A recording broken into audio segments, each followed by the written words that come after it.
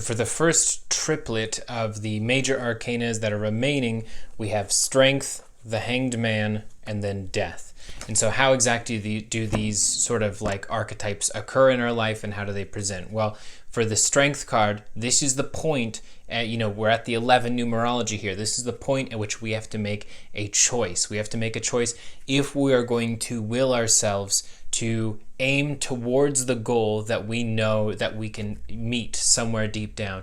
Even if we feel it's tremendous in size or in its power or in its difficulty or in its likelihood we're going to fail, the Strength card is about the clarity of knowing that you can push forward and become a part of the very thing that you're going to change. So with the Strength card, for example, this often depicts a woman who has, several lions or tigers around her, and the concept is not that she hunted and killed these giant cats, instead that she basically was able to find that wildness within herself, and she was able to live alongside these wild beings, these wild animals, having mastery over them instead of having dominance over them.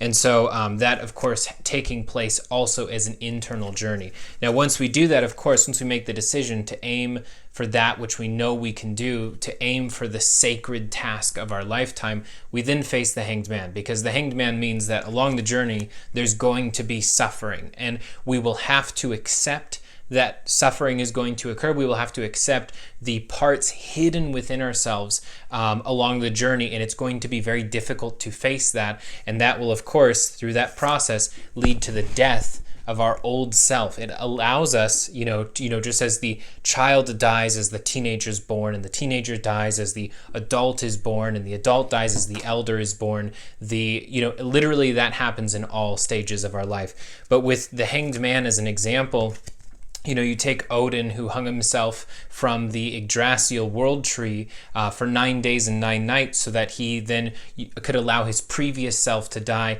and the divine within him was awakened, and he was able to see the runes within the world. So the Death card, which sounds so terrible, is actually the most optimistic thing we can aim for. Hopefully the version of us we currently are can die so that this new version of us, the version of us we really are capable of being, can be born. Because you can't have both. You can't skip to rebirth. You can't skip to reinvention. You must allow the things that aren't to pass before basically the things that are can rise up. So that is the first triplet of these major arcanas that we're going to be going through for the rest of the tarot.